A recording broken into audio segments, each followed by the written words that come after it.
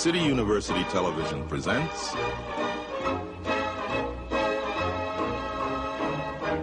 the American Theater Wing Seminars.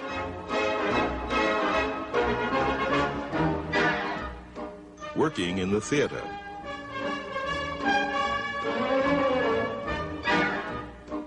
This seminar, play script, director.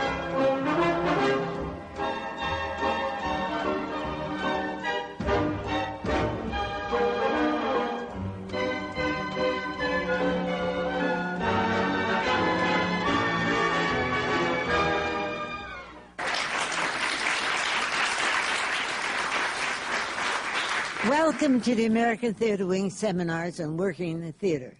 These are coming to you from the Graduate Center of the City University of New York. As I speak to you, this is the 22nd year that we have been giving you these seminars right from this very same place. And the seminars are geared to give you an inside view of what it is to work in the theater, what it is to work from the viewpoint of the performer, the playwright, the director, the set designer, the costume designer, the unions and guilds, all the people, the producers that come together to bring the magic of theater to the audience. The American Theater Wing is possibly best known for its Tony Award, which was founded in honor of Antoinette Perry, who was all of those things. She was a producer, a director, a playwright. I think she probably also designed costumes and scenery as well, but I'm not sure. And this is the Tony Award, and it's the 50th anniversary of the American Theater Wing's Tony Award. So there's a great history here and a great feeling of continuity in the theater. The Wing, however, does more than just the Tony Awards. We are a year-round organization, and we bring theater to hospitals and nursing homes and aid centers. We also bring theater to high school students in a new program which is Theater in Schools, and it is exactly that. We bring everyone that has a part in the theater to a high school, and they talk one-on-one with the children of what it is to work in the theater, again, from every standpoint, from the stage manager to the director.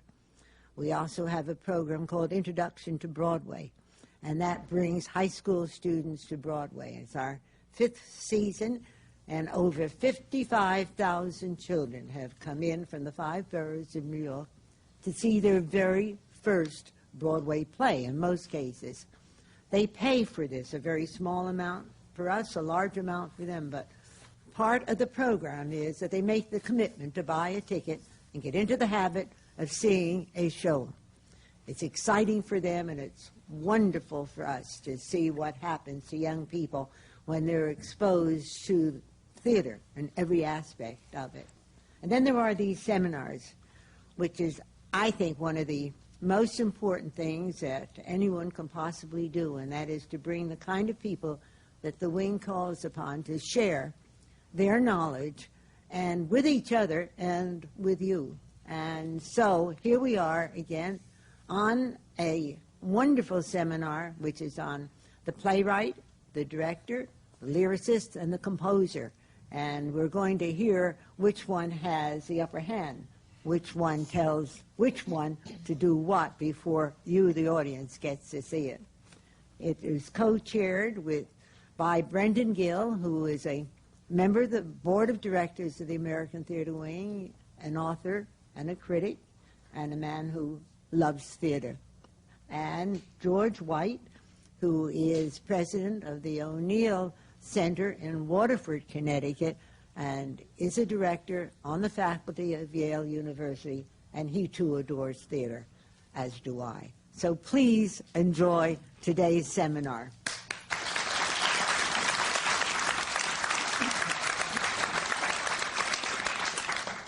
On my far left is George C. Wolfe, whose Broadway credits include what is printed here as Angles in America, which George might well be able to create a play about, but in any event, Angels in America, Jelly's Last Jam, and The Tempest, and currently on Broadway as director and one of the creators of an extraordinary thing, Bring in the Noise, Bring in the Funk. Next to George is Tom Jones, the lyricist, who wrote the lyrics for the Fantasticks and I Do, and the Fantasticks, as almost everybody in the world knows, is, I think, the second longest running theatrical work on record. And immediately to my left is Mary Murfitt, who is responsible for the music and lyrics of Cowgirls. Other credits include Oil City Symphony and Home Fires. And on my far right and Isabel's immediate left is Leonard Foglia, who is director of Masterclass, and his other directing credits include By the Sea, By the Sea, By the Beautiful Sea, Lonely Planet, and Heidi Chronicles. And next to Leonard is Michael Greif, who is director of the New York Theater Workshop production of Rent, and artistic director of La Jolla Playhouse, where he recently directed Randy Newman's Faust and Tony Kushner's Slavs. And next to me is Betsy Howie, who is the book writer for Cowgirls, and can also include playwriting, acting, and directing on her resume. Great.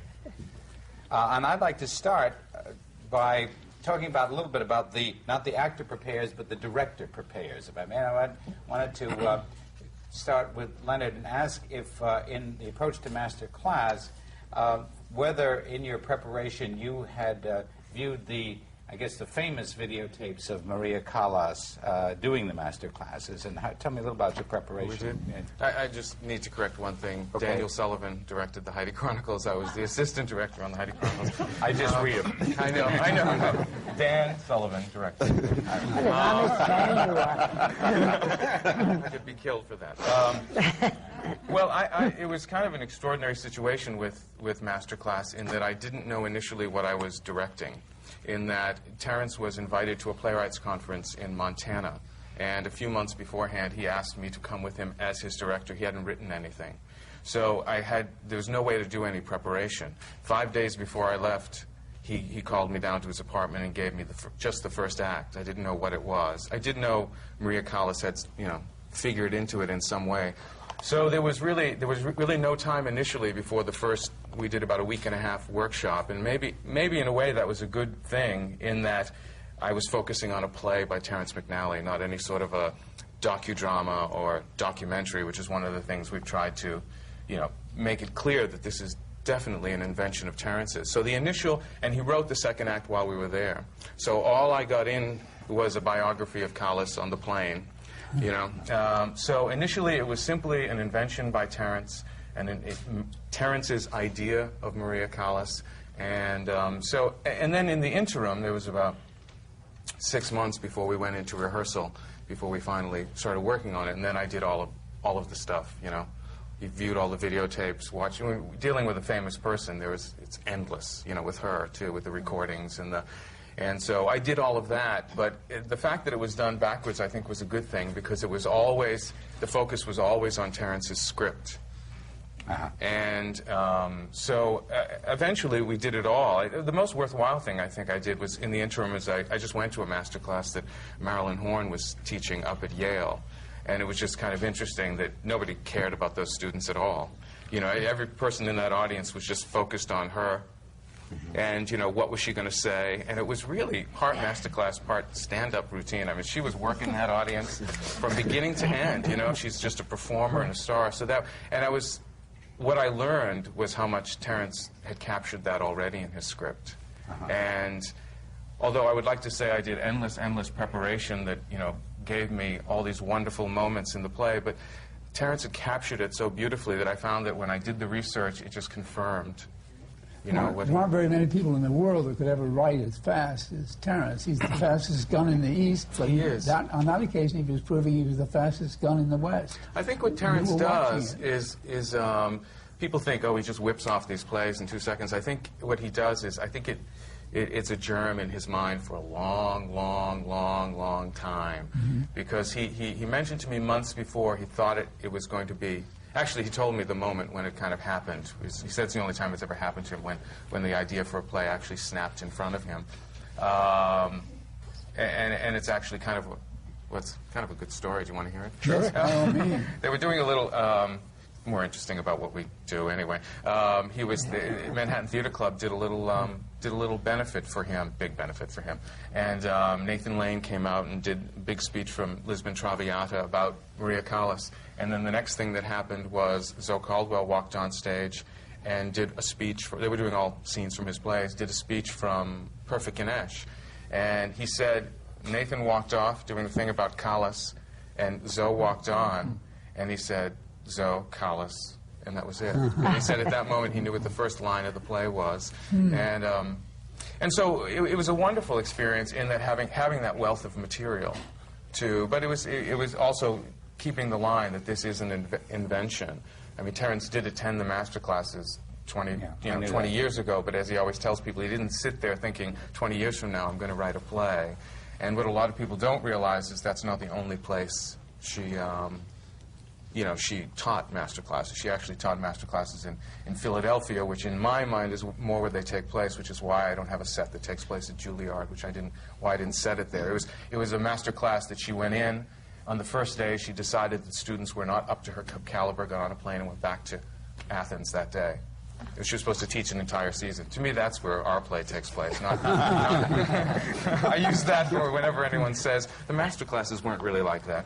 But it's an invention of Terence's, and that's the most important thing. George, you had a similar situation in one respect in that you helped to create this play, this wonderful thing. It's an invention of how many of you? You worked it all up together. Yeah, I mean, it was like a big giant factory. The poet Reggie Gaines was off in one corner working. Savion was off making incredible noise, and so therefore the piece is aptly titled. And all the dancers were working, and then there was a dramaturgical team that was off doing research, and then the composers were off, and it was all in one big giant room. We're in various rooms at the theater downtown. So it was. I think having the job which I have at the Public, where I'm supposed to be in command all the time, which of course I'm not, but I'm supposed to be in command all the time, the creative process has become very important because it's a place where I cannot know what I'm doing and discover it in the moment. And so that therefore this whole situation was crafted along the principle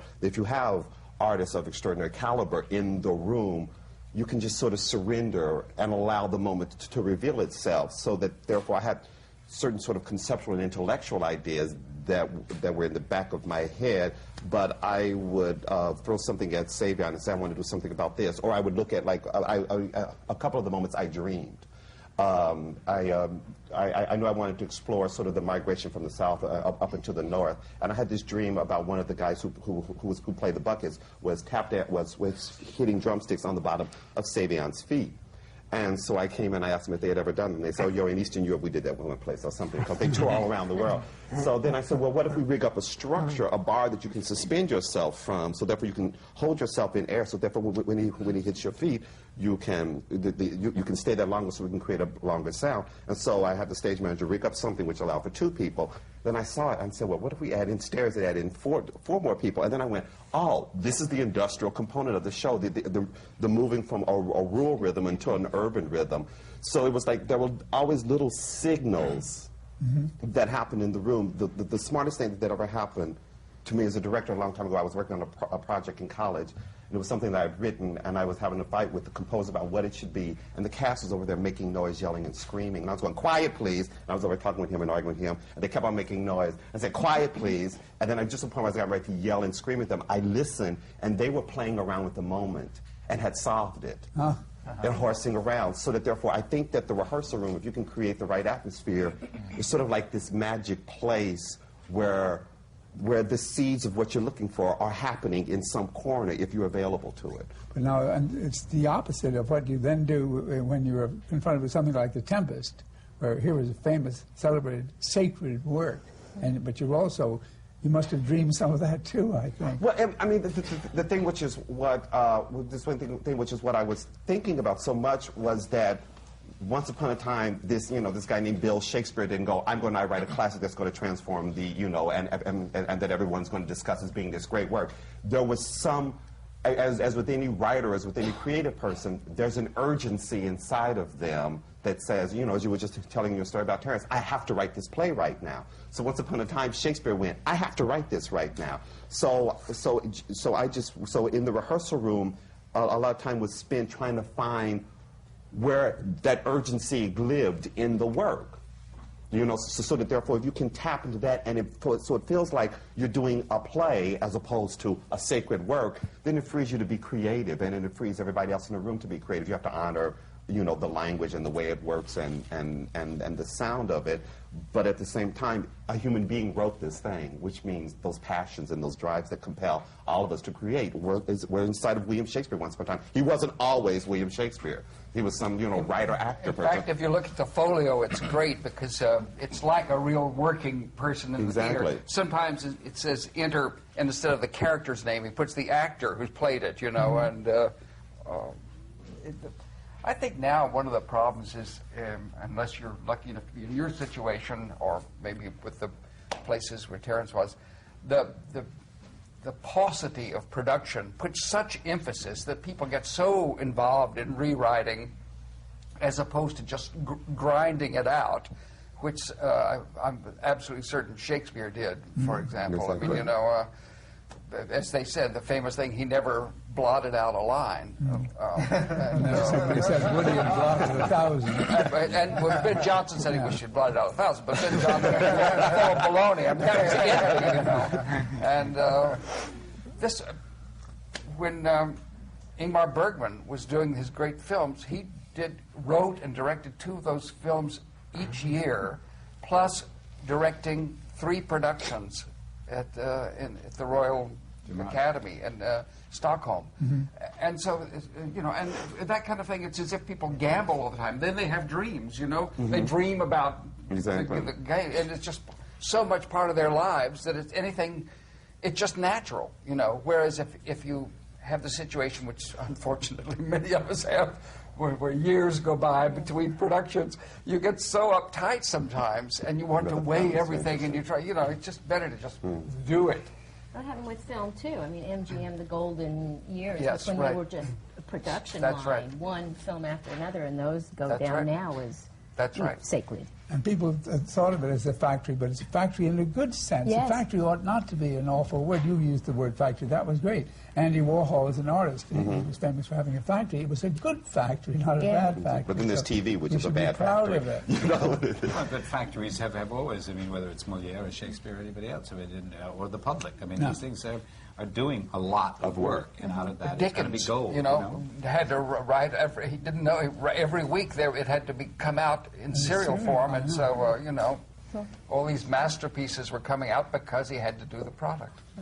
Well, Michael, let's go on about. We're talking about sort of an evolution, and I think that's what you were saying, George, a little bit of evolutionary work rather than something scripted. And obviously, Rent is an evolutionary work, isn't it, as well as scripted? And of course, as I asked before we started, that the last time you saw Bohème was in Helsinki.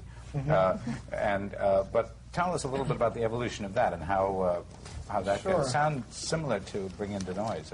In many ways, it is. I actually very intentionally haven't seen Bohème since I started working on Rent. I was sort of designated the person to make sure that people who had no knowledge or interest in La Bohème would have interest and knowledge of Rent. So that's how Jonathan Larson and I sort of divided ourselves on that line. But as you describe it as an evolutionary work, it has been in workshop and development, at least very pragmatically, since early 1994. And before that, before I was involved in it, Jonathan Larson was working with some other collaborators, brought the piece to Jim Nicola at the New York City Workshop. And I think when Jim knew that this piece had won the Richard Rogers Award and he therefore had some money to do this workshop, it entered into a new phase with me and some other collaborators. And then after the workshop, late in '94, we brought in a dramaturg, Lynn Thompson, who continued working with Jonathan while I was in California, and we would get together periodically, me and Jim Nicola and Lynn and Jonathan, to assess progress. And I think that Rent's success should be a wonderful advertisement for development, for grantsmanship, for the Richard Rogers Award specifically, and let everyone know that these pieces don't come out of, in this case, heads full formed, but go through a very lengthy and difficult and fruitful and exhausting process with a lot of collaborators. And I think Jim Nicola deserves so much credit for being the kind of producer that we all dream about. So you're almost the director is almost the playwright in this case as well, or in both cases to a degree. As the director, certainly I had a part in how we would tell the story. I think that Jonathan is the writer of this piece, but I think that he had great help from Lynn Thompson, his dramaturg, Jim Nicola, his producer, Tim Weil, his musical director, and me, and over a long amount of time. And I think that that is very common. That's the real work process, and I think we all find great joy in that. And unfortunately, or strangely, that process isn't discussed a lot, because we like stars, and we like individuals, and we don't, I don't think we work that way. I think we all work collaboratively and over time, and you know, things bang together in great ways. I just want to ask one question. Were you able to get a commitment from the 4 or 5 of you over all this period, this long period of time? And that How did you do that? Well, I think that had a lot to do with who we all were at the time we were making that commitment, and our belief in the material. Because so often one hears that you wanted to do this, but it didn't come through at that time, and so the project was dropped and somebody went off to do something else, and then it changed. Yes, but you make all sort of life choices. I turned down a lot of work to do Rent, and Jim turned down a lot of productions to do Rent, and Jonathan was real happy because someone was doing his work, and similarly Lynn turned down a lot of work. So yeah, people turn down work, and a lot of times, as you say, something doesn't happen and someone walks off. Well, this was a group of people that believed in something and stuck it out, and I think that's what it's about. Now, I think it also helps. But I think it also helps if you like the people that you're working with a lot. Absolutely. I mean, really, you know, because it's marriage. It's you know, and it will at one point will get ugly and tense. And if you have a foundation of affection and respect, then you can survive those rough moments. And if you don't, then it's I'll never work with you again, and you storm out of the room. But I think if there's a foundation of respect and love, then I think you can survive. You know, Mary, tell us about Cowgirls and how did that get put together and made shapely? I mean, as everyone's talking, the collaborative spirit of it is. I mean, it started out in my head as it started as a bad one-woman show, and I didn't like the idea of being alone. And so, little by little, in a funny way, you know, when the idea that finally hits you, go, that's it, and I have to do this, much like what you're... I wanted to write a country western musical, and just country western music, I just said, well, that'll get boring in a hurry, and I was trying to think of a hook. And a friend of mine said, well, what about your own background? You know, you were a classical musician in Kansas. And I went, yeah.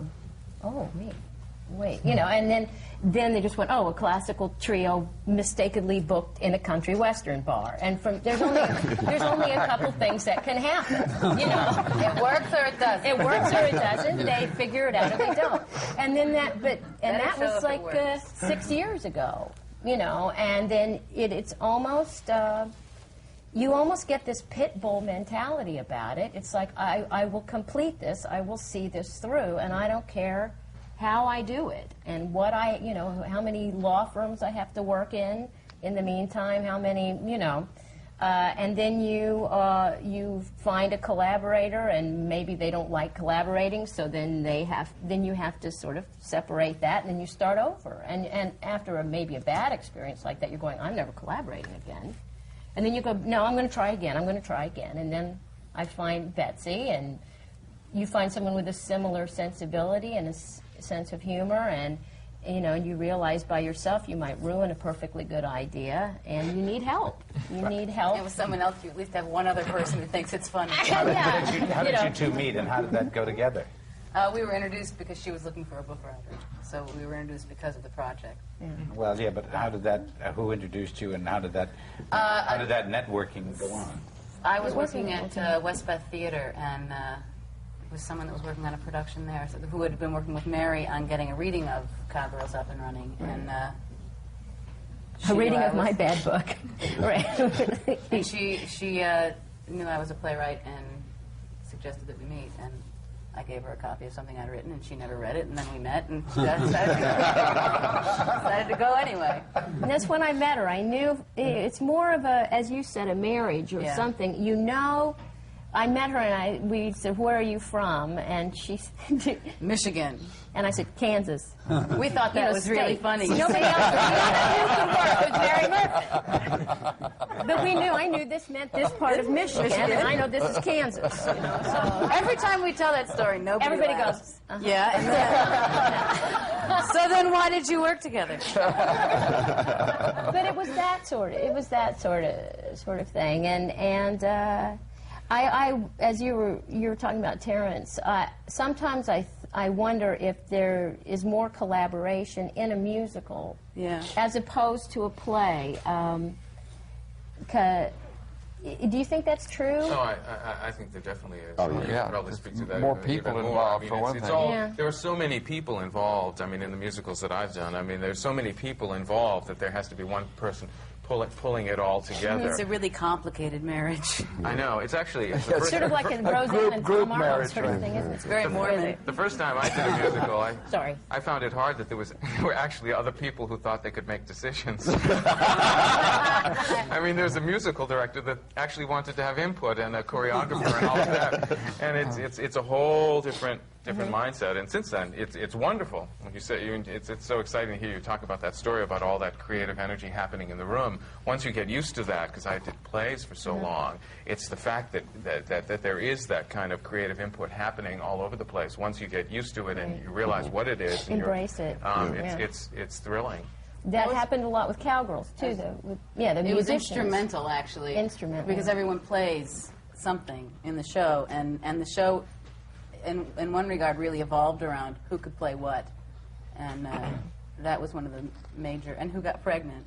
One of the characters got pregnant right before the first... One of the actors got pregnant right before the first production, and suddenly the character went from having a 7-year-old son to being pregnant, and now it's still pregnant. So, like, there's a lot of stuff that sort of dictates it that doesn't seem like it should feed it, but it does. So it's part evolutionary as well. Exactly. Oh, yeah.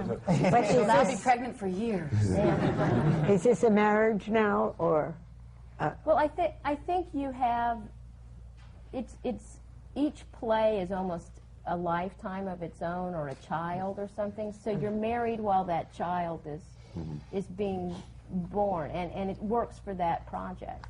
And you know, whatever comes up next, you go, okay, is that the right mother or father for this child? And I think that's how you have to look at each project. I also think there are certain muscles that it's like going to some sort of creative gym, and in certain collaborations you exercise certain muscles, and then at the end of that project you feel the need to exercise different kinds of muscles. Right. So therefore you search out or you attract a whole different group of people to work with, not because you don't want to work with those people anymore, but you want to see how your arm works, because now you've worked up this arm, you know, so that therefore after Noise Funk I'll want to do a drawing room comedy maybe. I don't know, but it's just so that therefore I keep all of my being as toned as I possibly can. Bring in the tea. Exactly. Exactly. I think I've got something there. I'm gonna write it for as long as I can. All right, now, how do you put that down on paper? How do you put this, which is evolving as you're all working on it? How and when does it get put down on paper for someone else to do it? Well, as we go along, it was a very interesting process, because I've worked with collaborators. I've never worked on a project where the primary collaborator was a choreographer. So it's been a really fascinating and a choreographer who is sort of inventing a new dance form that kind of looks like tap dancing, but it's something incredibly bizarre and intense and wonderful. So, but it's his language. So the whole show is scripted in its current form. As soon as we were in previews to Don to Public, we went through and scripted it. But in terms of scripting this language that Savion has crafted, I mean, I'm not quite sure how to do it. I know there's dance notations, but maybe that will enter in at one point. But we'll see. I don't know. I mean, it's a rare project because when we got together, it's like, okay, you know, it's like a very Mickey and Judy thing. Let's go into this room and put on this show. And then, you know, this thing happened with audiences and critics and all this sort of stuff. So it's like, oh, okay. So, in a strange way, it was the first project I ever went to working on where there was absolutely not one thought process about a future life at all. It was just about being in the room and enjoying, because Savion, ever since I met him when he was like about 17 or 18, I wanted to work with him, and it brought into a room various people who I worked with on other projects before, so there was this shorthand, so there was an instant shorthand, so you weren't going A, B, C, D, everybody sort of knew the alphabet already. So everything sort of escalated in a very quick way. But in terms of future productions and separate productions, I don't know. That's ideal. It's totally ideal. But I mean, so much of this is, I don't know. It's an interesting question, and so I don't know. Did you edit the form? Do you shape ultimately the form, like where you're going to stop Act 1 and how you're going to start Part 2? And yeah, it was. I mean, every day. I mean, we had these file cards, and they were on the board, and it was sort of like our project for today is the 20s. So we were doing the 20s, so that the Reggie would be off. And I would just say to Savion, I mean, I would to talk to Reggie about what I wanted him to work on writing-wise, and he'd go off, and the dramaturg would supply a whole bunch of research for him, and then I'd talk to Savion and say, I would describe, so much was very fascinating. Every day we would sit around a table and talk. They would talk about their world, which is 1990s, and I would talk about history and various movements, because there was certain information which they didn't have. So I would talk about the 20s and just how there was this sort of drunken euphoria after World War I that then crashed in the early 30s. So I would say, Savion, I want you to craft a Charleston that is mad and that feels like at the end of the Charleston the entire world is going to end. And so you go, okay, and you go off and started doing it and then he would just start and go, is this mad enough? Is this intense enough? Is this raw enough? And would just go to that place. And then I would add a certain shape to it, but it was because it was so much happening in the room, and then the words would come in, then we'd throw it in, and what about this, so that it was an extraordinary way of working, because everything was informing everything in the moment. It was wonderful. What you wonderfully decided to do was to have the woman representing, really, we were talking with Anne yesterday, as humanity, as the seat of the emotion on her level, the language of song. Meanwhile, the technique of tap dancing is so skilled, but also has to be highly mechanical in its execution. So she kept pouring the emotion from decade to decade. It was also really valuable that she is an older woman, because they are very young men, and that was a really nice, very powerful. I mean, just in terms of in the rehearsal room, because there was. And as you met, I know she was on yesterday, is not a human being. She's a force of nature. And these young guys, when you're 19, 21, and 22, you are a force of nature. So it was just so that it was nice to have two forces of nature who could cancel each other out a little bit. Was that your idea to have an Anne there? Well, when I was talking to Savion, I knew I wanted a very strong female presence, and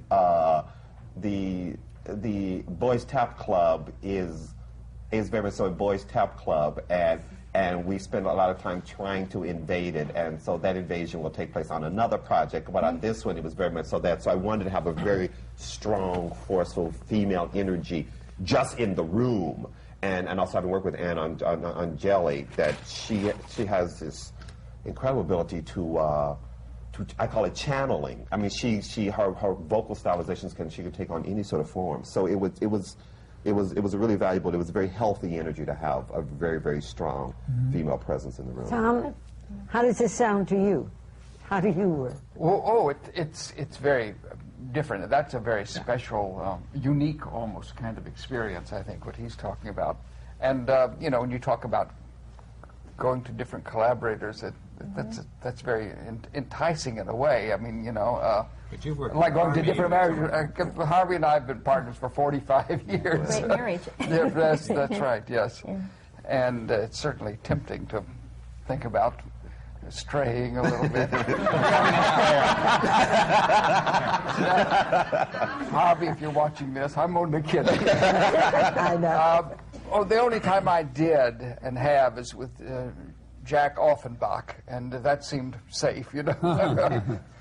But no, our process is different. I mean, certainly in terms of working with a channeling director, when we did I Do, for example, with Gower Champion originally, there was no question that with all the different forces, even in that case with Mary Martin and Robert Preston and a lot of sort of high-powered egos and energies, that Gower was to be the center and to make those decisions, more than in any other project we've ever worked with. And that was, we were very happy with that, and he helped shape it in the way that you're talking about. I mean, what I was going to ask a minute ago, for example, is who decides whether there are 2 acts or 3 acts, or when the act break comes. Those are really, to me, playwriting decisions, but in this instance, they become like directing Exactly. I have a question for you on, in our project, it's specific in that both the writers are in the show, and you have to hand over a lot of creative power to your director. Eleanor Reese directed our piece, and I don't think she ever told us exactly how that must have felt, having 2 authors on stage and trying to direct them and have creative discussions, arguments, whatever. How was that for you? Was that ever a problem, or? A problem in terms of saying, I think it should be this, and then Savion saying, well, I don't, or... was it hard? Was it hard to do that? No, because I think there was an incredibly intimate level of trust that exists, and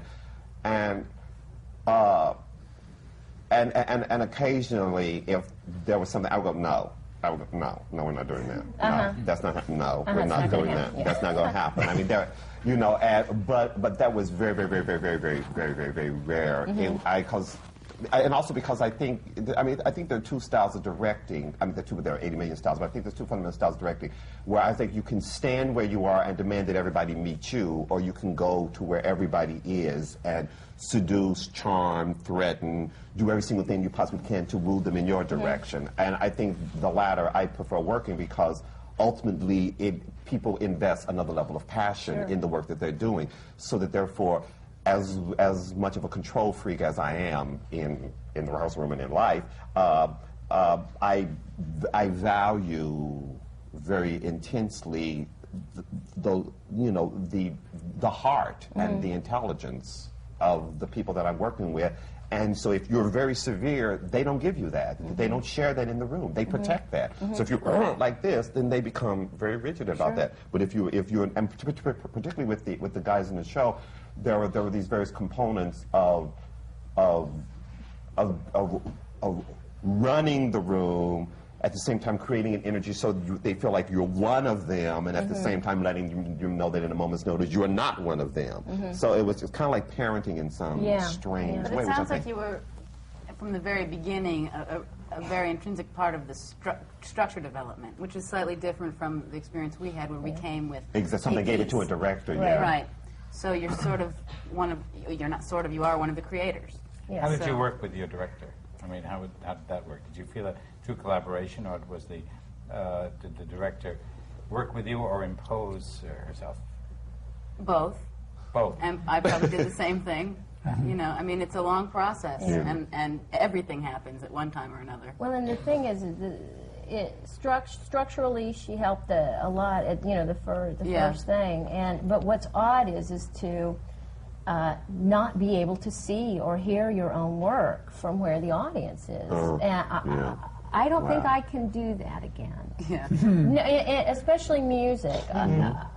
It's very odd to have to hire people a musical director, somebody to be your ears and your eyes. It's a very I think you're talking about disciplines here, and one is the conventional discipline of yours in a sense, and yours, Tom, and the other is the inner disciplines that you have with Rent and with Bring In the Noise. What you're both going for is to bring out the magic that's in there, but you're going in different ways, I think. Yours is very structural. As a director, are you very disciplined with your people? Or? Well, I think every situation is wildly different. Let's take Masterclass. With Masterclass, disciplined with who? Terrence, you mean?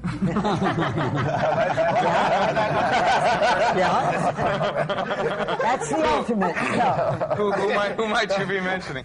But you know that it's yes, because it's picking up on what Isabel said. Going further, you mentioned Terrence, but you have collaborated with him before. I mean, this is. But even so, how do you deal with the playwright? So you have a backlog of experience with him that you can either. Right. I mean, there is a history with Terrence, and I've been through it as being an assistant on productions and watching him go through the process. But this was being written while we were there, so there was a little bit of and then there was the decision. I mean, probably my greatest influence with the production was the decision not to have it be a play happening separate from the audience. Is that I very much wanted to make it into an experience. I wanted people to walk in, feel like they were attending a master class, almost not know what's happening. These people are talking to us. The lights are up. How long is he going to leave these house lights up? And I wanted to, see, and I said, Terrence, they give a lot of leeway with all of that. And I said, I just want to see how we'll change the lines. Let's see how long. I want them to be up just long enough for people to think. What was his attitude towards that? Terrence is an extraordinary collaborator. So unusual in the playwright. Well, maybe it's unusual. I mean, I'm in an experience right now that's almost like a test case in working with playwrights, because I'm working with 3 different playwrights. By the Sea, by the Sea, by the Beautiful Sea, which we're getting ready to do at Manhattan Theater Club. But when we did our first production last summer at the Bay Street Theater Festival, it was extraordinary in that, how you always create an atmosphere in the room. And you work very hard, and you create an atmosphere and freedom, and a certain mood just pervades the room. Well, what do you do when at lunch the playwright changes? And it's you take a lunch break, and you're on to a new play, and you're on to a new playwright, and they were all wildly different. And it was, and so this was really a test case, and 3 people that worked very, very differently. I had worked with Terrence before, so there was a little bit of a shorthand there. Lanford Wilson, who I'd never worked with before, and I'm saying this now, I'm not even sure if it's true, but I think I might be the first person to direct a premiere of one of his plays other than Marshall Mason in probably 20 years. I don't know. There may be something else, but so he was all of a sudden in the room with, someone I had known. So, at lunch, it would change. It would change. So that the situation right now is just such a test case in how wildly different it is, because they all have very different needs as far as being part of the process. I got to a stage in the middle of rehearsal when you start getting things up on your feet, where you really kind of like to get the playwright out of the room for just a while, and I turned, I talked to them all, and I got to Lanford and said, if you don't want to, you don't have to come by for the next couple of days. And he said, I've never not been in on a rehearsal. He was in every second, every moment. But that became what Lanford's play was. And then we just get used to him just sort of like, being on a chair. He was always there. It didn't bother you? Well, it was just the way it was going to be, I mean, because you just, I don't think you can set up such strict rules as, at this point, the playwright leaves. You can't do that. Also, because I don't know what his creative instincts were. And it was interesting, even when we were staging and doing things, he would get ideas. Terrence likes the distance. He likes to leave and come back and see it fresh. And so it's always wildly different. So the situation with, you're collaborating with Masterclass is that was the whole idea of making that into an experience. Terrence was very open to, because his initial thought was, Masterclasses are inherently theatrical.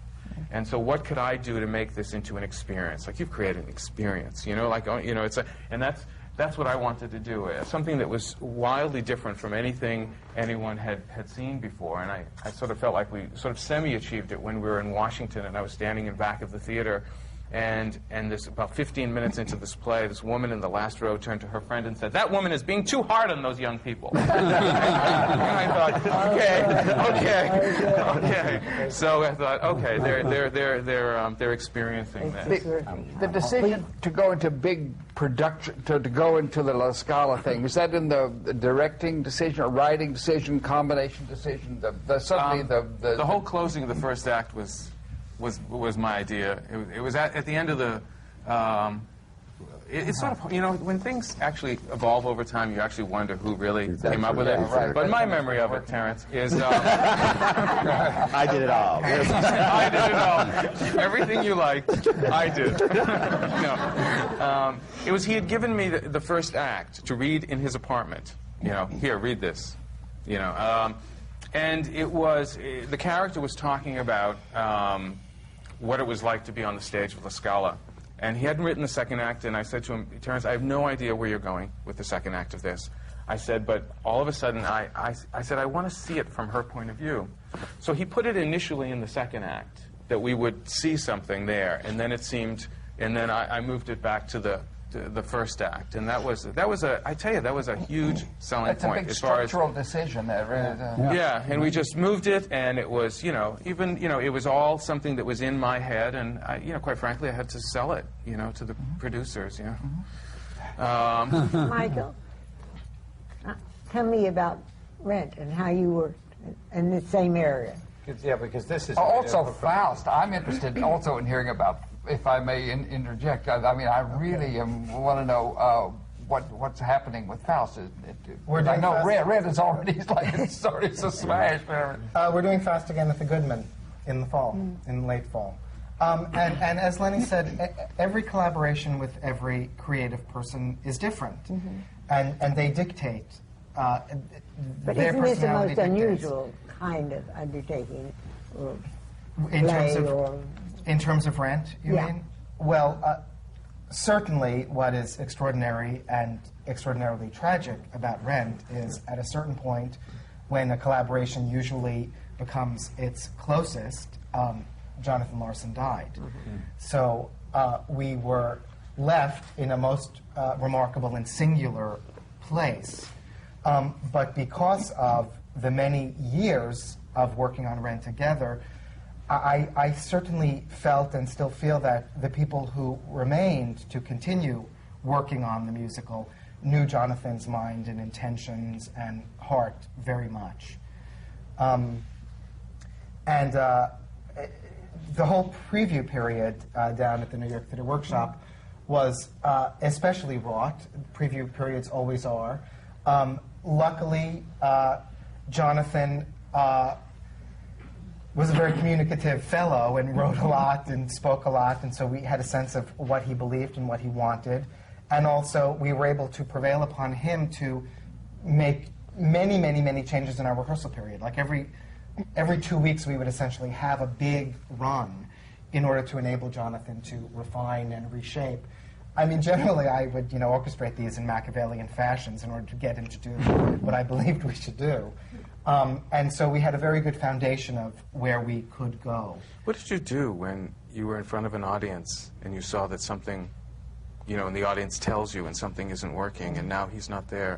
I don't know how much process you went through, but what did you do? I mean, it was, well, the first couple of performances that we had, the first couple of previews, were attended largely by family and friends of Jonathan's. And the response, as you could imagine, was overwhelming, and the outpouring was extraordinary. And then, 3 days later, the New York Theatre Workshop subscribers showed up. And then they told us a lot of different things than the family and friends were telling us. How much happened from that point on? I mean, would you consider it major reworking? These are difficult terms. Yeah. We cut about 8 minutes. We reshaped some things. We moved some songs around.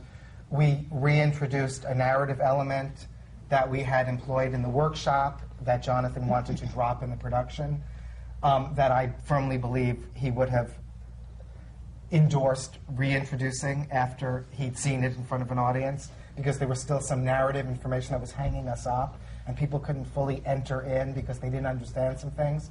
And now we essentially have a character who tells them ABC, and then we go off like a shot. Some people would think that's a lot, and It's substantial. yeah, and in other cases it seems very, very minor because so much of the heart and soul are intact, Right. and we had already arrived in a very solid foundation Right, before his right. death. How about Faust, too? I mean, we're going to where that's going, because I pick up on what Tom was saying. Yeah. Where you're going with that. I'm going to stay with Brent. All right, well, okay. Sorry. And I only like attempted to make macabre jokes about Randy, so it's good. A little about Faust, and then All right. Faust it was quite a different process. Well, that's why I wanted Of course, because Randy is in quite a different place professionally than Jonathan Larson was Okay. when we were working on Rent, and those things matter, and the ways in which you collaborate are changed. Certainly, in the course of working on Faust together, especially through previews at the La Jolla Playhouse, Randy and I became very close and real, buddies, and scrapped in a wonderful, easy way that collaborators need to. But certainly, when we began the process, here was the material, and here was me, and it evolved in a very different way than what happened when, Jonathan was asking me to direct his play, and than when I was very happy that Randy was allowing me. And that it was quite different, but you sort of end in the same place, I'm happy to say. And I think that the fact that we've done that before will really change the dynamic between us next time, and that's great. Also, Rent in the middle is going to change the dynamic, inevitably. It's inevitable. Yes, that is true, and that's Power happened, goes and, where power is, and it's always and, changing yeah, and sliding in and out. And there are some artists who've called me about working on their work, and some composers who are rather famous, and I was gone at meetings and friendly and fabulous and wonderful, and I go, this will never work. This will never work.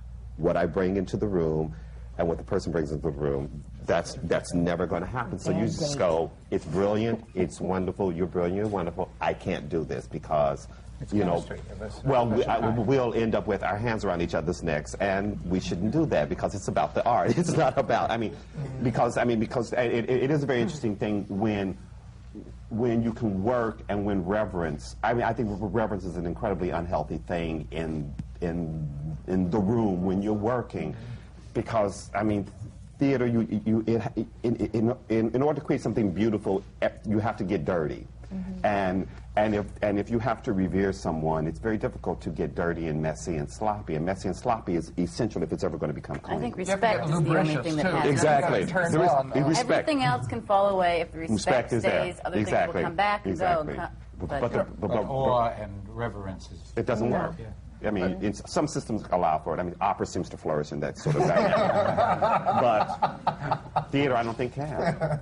It's funny, I used to do shows for David Merrick, and David Merrick's theory was the opposite of what we're all talking about, which is he hated to see a happy company. It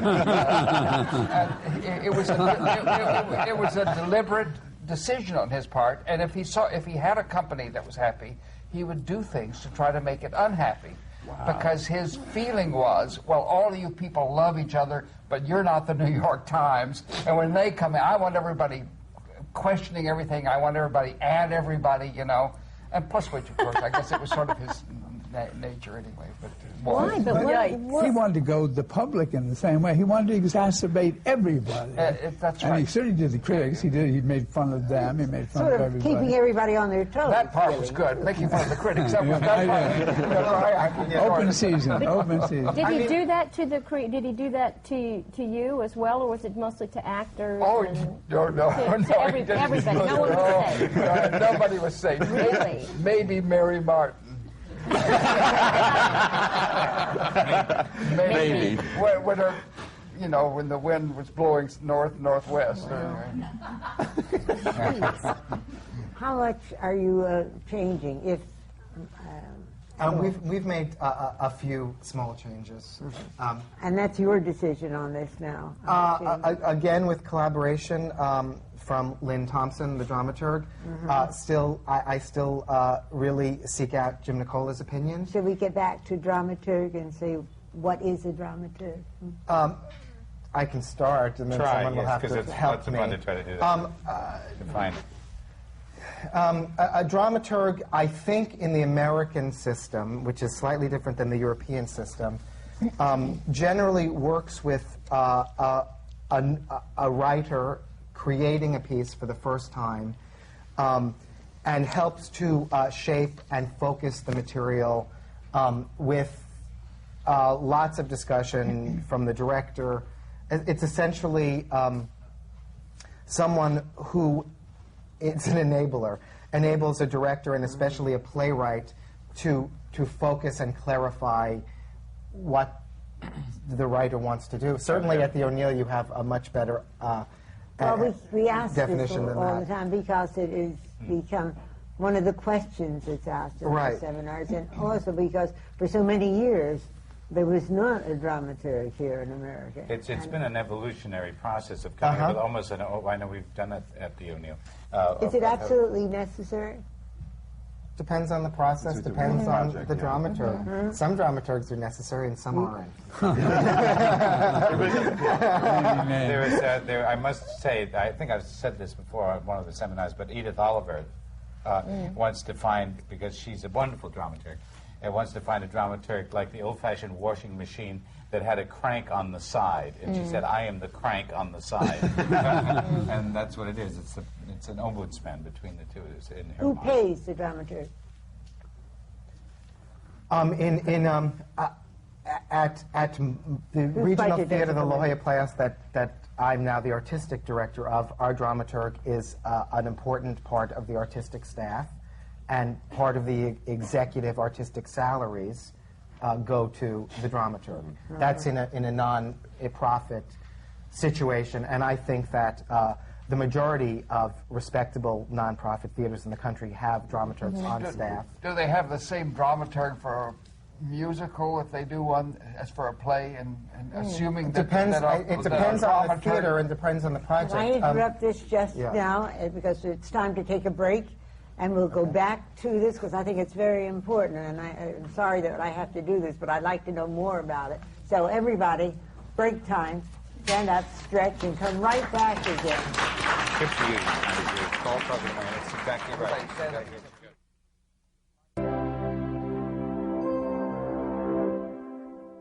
This is CUNY TV, Channel 75. We're continuing the American Theatre Wing seminars and working in the theater, and this seminar is on the playwright and the director and the choreographer and the composer and the lyricist. We've got them all here, and we're going to continue this discussion on who is working with whom and how it all comes out for the audience. So, George, will you pick up where we left off in describing some of the back? Well, I wanted to actually I wanted to go into something that because we're talking about a collaborative process here too, and although I realize we have choreographer and directors and people to talk about, but I want to get into the business, particularly because what I've heard about now about Bring Into Noise and also Rent, where the director is also almost a playwright. Tell me about the casting of this, because casting is not like just auditioning people. They become almost playwrights as well. And I wonder if either Michael or George would talk a little bit about, do you bring in people that you know, like Anne, you said that you did before, is the audition, quote, audition, unquote, process different in these cases? Or what are you looking for in your cases? Which I think would be different than having an open call and saying, I want somebody, 5'2" or whatever. A little bit. Could you go into that a little bit? I think that the audition process for Rent was very similar to any audition process I've ever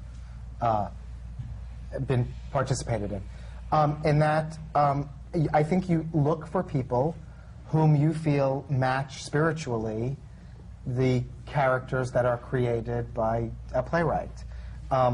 One of the things we looked very specifically for in Rent was a vibrancy and a youth and a roughness and a real, to be real, a real compatibility with the life that we hoped the musical would present, which meant that we perhaps looked in other places than I've looked for other projects. But in terms of who really excited me when they walked in the room in relation to the material, it was very similar. We had a terrific casting director, Bernie Telsey, who's still with the project, who really, scoured the streets and, called a lot of different kinds of places, drag clubs and lots of rock managers in order to get people who we felt could vibrantly portray these characters.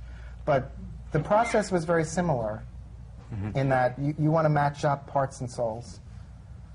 That's interesting. Parts and souls. That's yeah. It was unlike anything I've ever done before, because in many respects, there really wasn't an audition. There was an audition process came late. There was Savion, who's 22. There's a group of dancers that he had been mentoring for 10 years. I mean, so he started as their mentor when he was 12, and has been training them and working with them, because ever since the time he's been 12, he's been going around the country doing workshops and classes and seminars. So that therefore he's been sort of hand-picking and selecting these people who he feels, one, a deep emotional kinship with, but also who can dance his style of dancing.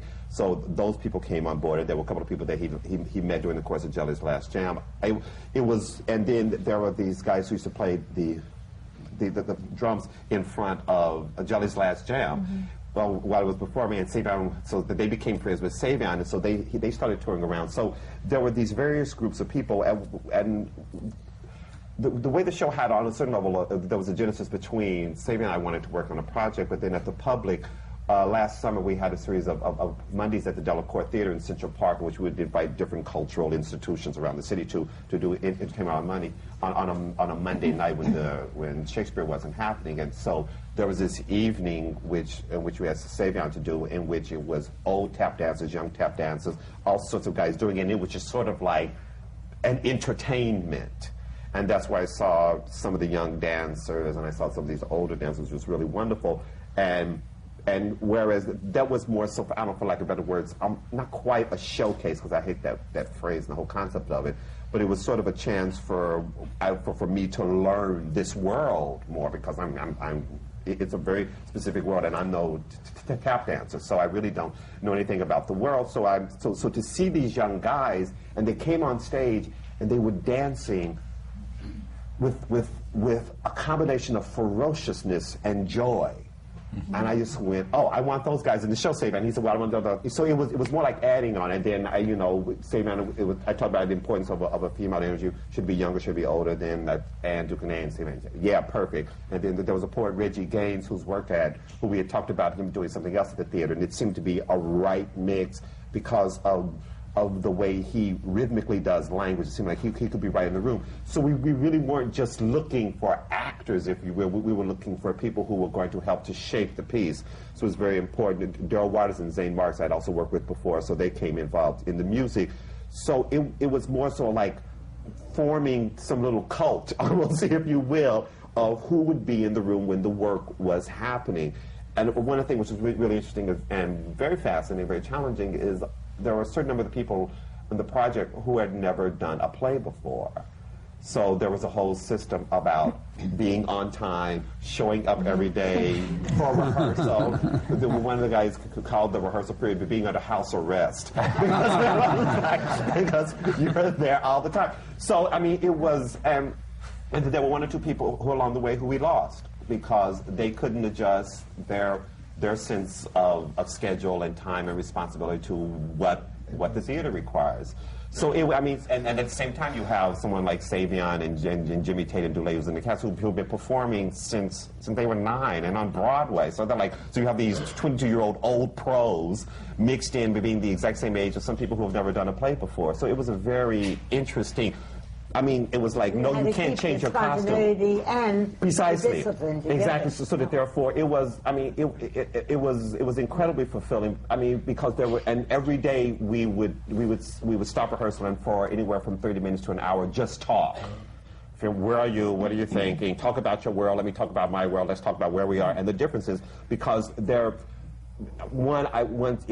crafting the piece, I wanted to make sure that when it came to the 90s section of the piece, that it was very much so their world and not my world, because the 1990s that I live in is very different from the 1990s that they live in. So I wanted to absorb as much information as I possibly can, but also to let them, that I'm seriously interested in who you are and what your world is, and you must be seriously interested in being on time and doing everything that is required.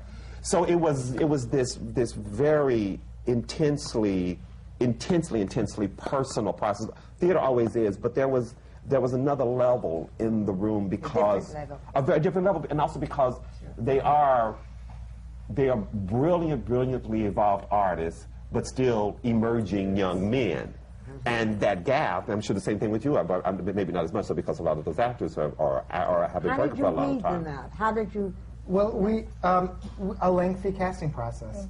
We had the happy experience that you describe of there being a really great collision of some people who had been in the business for over a decade. I mean, Anthony Rapp has been a performer for more than 10 years and had been in Precious Sons and like New Broadway and things like that. And then we have a number of people who also had never been in a play before and had really never gone to a play before and had no interest in going to a play before. And I think that kind of energy and that kind of sensibility really kept us honest. How to develop future audiences. Absolutely. That's right. Put them in a show. What do you Absolutely. do about understudies, though, when you have that? I mean, I know with Cowgirls, we had people who could sing and play at least 2 musical instruments and act. And that took a couple years to just find the cast, and it took us a long time to find understudies. How do you do that? We've been very fortunate. I mean, it was because there's a very tiny network of dancers who can hit, according to Saban. So I go, how about this dancer? He can't hit. Can't hit. Can't hit. So no, can't hit. So I mean, we really did. It's like a nationwide search of tap dancers who could hit, and there were these 2 guys. I mean, there was this wonderful, brilliant story. I wish it had turned out where these dancers drove nonstop from like Nebraska somewhere, got 4 tickets, came in, auditioned, and we didn't cast them. If we had cast them, it would have been a wonderful story. Yeah. It didn't work out, but we scoured, and now we've added in 4 additional dancers who can hit. There are a couple of who they said who have the skills, but they can't hit. So they've been working on teaching them how to hit. Hitting, exactly. How to hit. It is something you can learn. It isn't something you're born with. I mean, like some dancers just. Well, as Bakari, when I was asking him who's in the show, who's really wonderful, told me one day, he said, they have it down here, but they don't have it up here. I went, oh, okay. So this is hit. Hidden. It's the connection between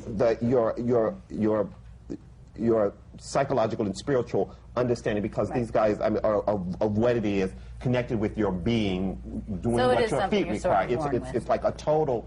It's a religion to them almost, because I've never been involved in a tech rehearsal where they're teching and they're dancing, and then we call a break, and they dance on the break, and they form a circle, and they dance with each other, and then the break is over, and we go back and tech, and then they dance, and then we work, and we stop and start, and we call another break, and they go into a circle, and they dance. It is this incredibly intense, wonderful thing. Not unlike Cowgirls, everyone would break and then pick up another instrument. Yeah. Something they're not playing in the show, but, you know. How did you find your understudy? That's wild. I mean, did you audition? Liz Woodman should get it. Liz Woodman, was our casting director, and she, not unlike you, went everywhere looking for. It's thrilling to find people from other disciplines. Oh, yeah. I mean, try finding opera singers who can act. Yeah, I was going to ask you where you got those kids. Well, it was the same thing. It was endless, because we needed people with operatic voices who could act, and I was seeing people day after day who had never spoken words. You know, who'd never spoken them, and I talk like this? And that happened. Musicians a lot. We would have people come in to be great musicians, and you give them a script, They come in and so you rip you on the find you banjo. look for that seed. You look for the possibility. J. Hunter Morris, who's the tenor in the play, has never been in a play. And if he remembers this, and about 2 weeks into rehearsal, he said, Lenny, I've never been in a play. And I said, yes, I know. And he said, I've never seen one. And he had never seen anything where people didn't sing. But these are very, talented, disciplined people. But it's entirely different discipline. The accompanist. Oh, and the accompanist. I mean, here you get a play, with this kind of. First of all, you have this kind of role that Zoe plays, and then you need 3 singers who can act in a play by Terence, and a classical pianist who can act. How did you find that this particular pianist? Well, David Loud is an extraordinary talent. He works. He's been such a presence on stage. He's such a presence. What I did was, I don't know if they even realized why I did this, is when it got down to the few guys, once we knew that they could, fulfill the demands of playing classical music, is what I had them do is I had them come in to play for the last round of singers. So each one of them played for an entire day. And so, because I knew so much of it was going to be just his presence, because he just sits there for the entire play. And David's watching this, he'll know why he got the role, is he was the only person that sat erect the entire day. Every other accompanist, when the singer was reading or something, would just flop off. And David sat there, and his presence was such a calming, lovely presence, and he had to speak, and he had to act, and he played beautifully, and it's just... So all of it's exciting to look for people from other disciplines and see how are they going to fit into this. I have 6 singers. I have the 3 that are on stage and then the 3 that are off stage, because I think in my play it's really, I think of it now, I've learned a lot in terms of double casting, because you have I've learned a new thing, vocal rest. Yes. It's very scary. Vocal what? Vocal rest. All of a sudden you get a call one day and so-and-so has gone to the doctor and they're on two weeks of vocal rest. Oh. And I mean, Just don't go to that doctor. You don't go. I've spent more time on phones with doctors saying, "What do you mean they can't go on for the next 2 weeks?" Well, there's a slight inflammation on the side. I mean, something like the Broadway singers kind of will just push through it. So my standbys have been on almost as much as.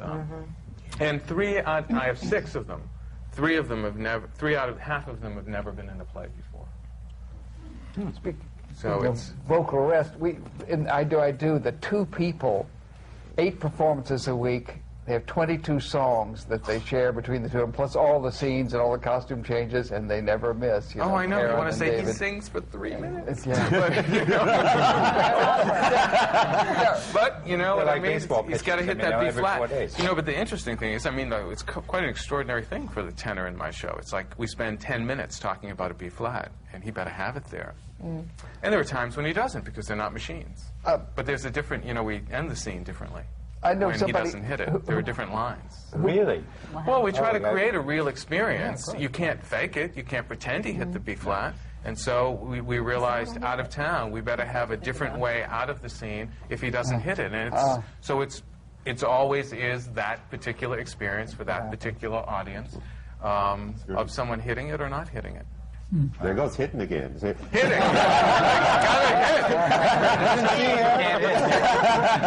Is Terence in on the casting? Oh, yes. And then at the last round, even Zoe, because we just had to make sure that was happening, and that was going to be, it's not an approval thing, but just when it comes down to casting, I don't know if this is your experience. I've never had an experience where there's been a big disagreement, because it's always so obvious. Yeah. Not always. I think some. Oh, really? All right. What is it? There are times when really? I disagreed with a writer about an actor, and sometimes I've been right and sometimes I've been wrong, but more often right. That's right. And George, you feel the same way? Yes. Oh, yeah. Because it's. Because it's.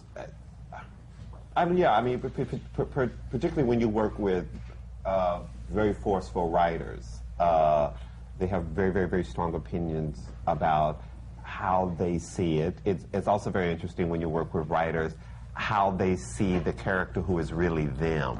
Oh, yeah. That's very, very fascinating. The they're always romance very versus attractive. They always see them as very attractive. the romance of who they want to play That is them. always the most difficult role to play. It unquestionably is. Unquestionably is. The playwright, who the playwright is in the play. The vanity comes out astoundingly. Yeah. Because in Terrence's case, because he's an opera authority too, Right. so and somebody who cannot hack it vocally, he's going to know instantly. He's, Right. I mean, he's right there. Those of you listening on the Metropolitan on Saturday. Oh, I know. you You know, he had a very. I mean, there were things that he saw in the pianist that I have, because I'm not an opera authority. I think I functioned in the same way you did with La Boheme. I started doing a lot of research on opera, and then I realized, no, my place, because I'm not an authority, and I've been only a few times in my life, is my place is to be the conductor to the audience, the people that, you know, that don't know anything about the opera. And so if it has to get by me, you know, and then maybe they'll understand it.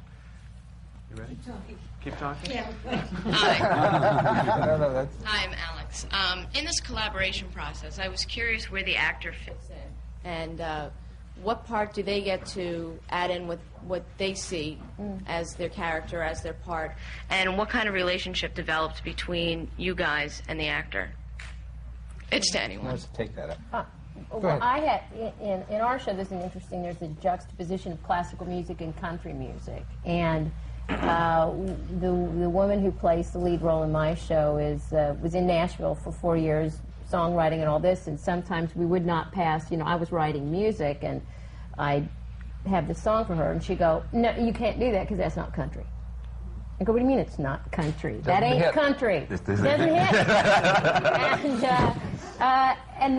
But I depended on her quite a few times. I mean, it is theater after all. It isn't a country concert, and some of it you take and some of it you discard. But I used a lot of what she. Everybody in Cowgirls was responsible for some change in some line somewhere. I mean, by the end of it, they know the character a whole lot better than you do, and if something isn't ringing true, it's a very delicate line, though, I think, with actors. Yes, it's very, very delicate. And it's like you can get to when so-and-so, he wouldn't say that, or she wouldn't say that, and you know, your job always has to be to look at the whole of the play, and what's going to serve the play, and not always to serve their particular character. I did say on more than one occasion, this is not a democracy. Yeah. You know. Yes. It was also on Angels in America was the time where it was sort of the most severe, because actors had been performing part one for many months, and we were working on part two, and they were living, breathing, had become those people, and we go, no, that's not right for this character. I mean, it was a severe sense of ownership, and so it was a very interesting space to negotiate sometimes. A wonderful thing that can happen, and I know this is true of Terrence's work, and it happened a bit on Rent, is when the playwright or composer can be inspired by the company, the actor, and the work is affected in that way. Yep. And I think some of the absolute best material in Rent occurred because Jonathan got to know some of the actors portraying those characters. A great... Everything you bring in the noise was literally built on the bodies. Those folks. Built completely and totally on the bodies and the powers and the strengths of what those people can and cannot do. Hello, my name is Rosalind Curry from the Random Act of Kindness Foundation, and my question is directed to George Wolfe. I'd like to know, was there a conscious decision not to include female dancers, and if so, why? It's very interesting. There were major discussions about it. It was the there was this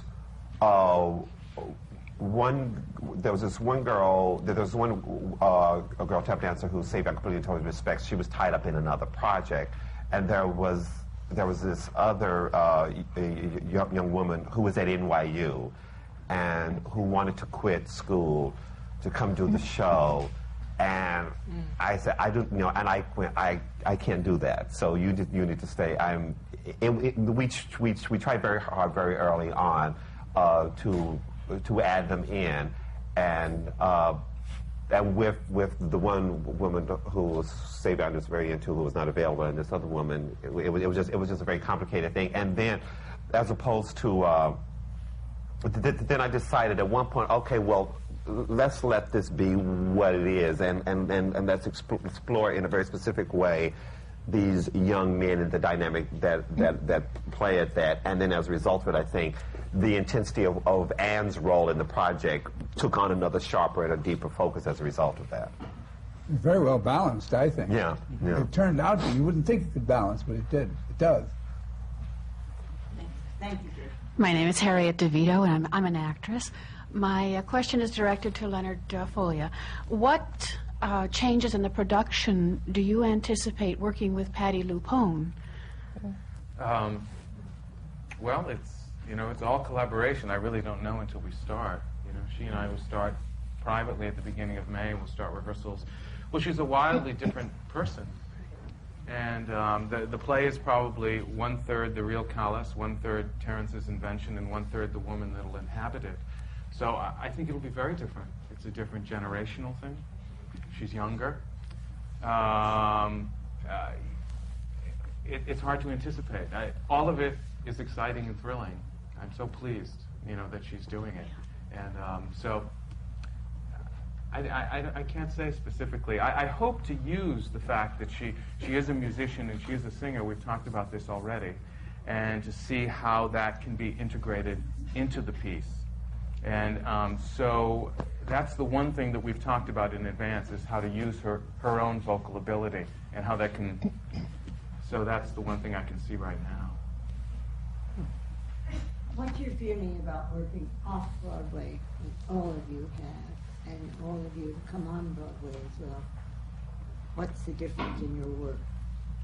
What's the difference in your attitude? Do you feel the pressure, obviously, or not? Well, Masterclass was my first Broadway show, and luckily we had done it enough places so that my work was done before I came in here, and I'm really pleased of that. But even, I wouldn't look at the marquee. I was just like, because I kept thinking I'm just in a little theater on 45th Street.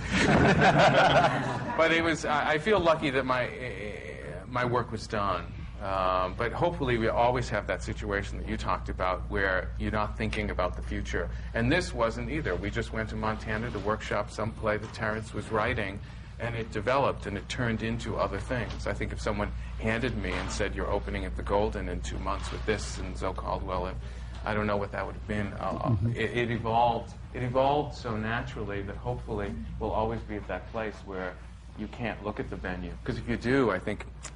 Do you think that hurts a project? Sometimes when you're setting out to create a Broadway show, I mean, the expectations are different, and like all of us, the new things have all started in a smaller venue, not necessarily created to be a Broadway show. Does that somehow free you, so you're not thinking of money? Well, I don't think you. I don't think you should ever. This is my opinion, but I don't think you should ever think about anything being a Broadway show or off-Broadway show or anything. I think you just said about how do I tell this story, and how do I tell this story, and because I think that there's.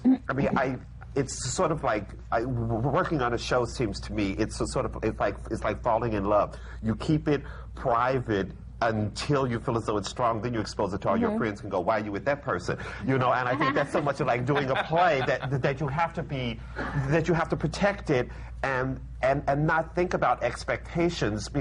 I don't know. Something like Victor Victoria or Big or some of those things, they're clearly designed for that world. Is that good? Well, I think musicals created for Broadway. A lot of people are trying to force you to think in terms of like, oh, you've got to have more production. Oh, you've got to do this. Oh, you've got to do that. And that hurts it, do you think? Oh, maybe not for some people. I think it does. Because I think you just do the piece. And my thinking is that it's probably easier, at least in musicals, to just do the piece off Broadway than to just do the piece on Broadway. For one thing, you have to raise $8 million, $10 million, and then you make it.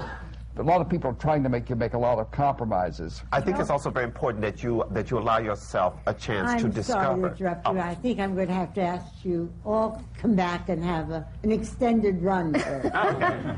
And I hope that you will, but I must bring this to a close. This is the American Theatre Wing seminar on working in the theater, and this seminar has been on the play script, director, the choreographer, the composer, and lyricist, and it's been an absolute wealth of material and knowledge has come out of this. I'm Isabel Stevenson, and I'm president of the American Theatre Wing, and this is just one of the many year-round programs of the American Theatre Wing. Thank you so much for being here.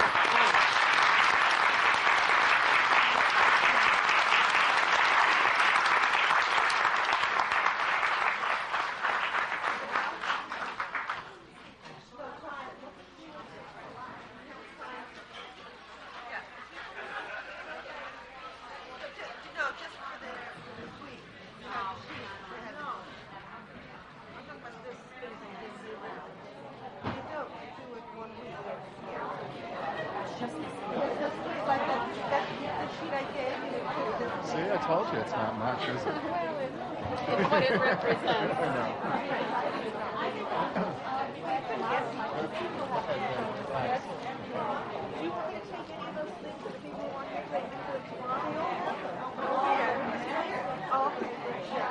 What are we doing next week? Next week would be HB Studios. Yeah. All right.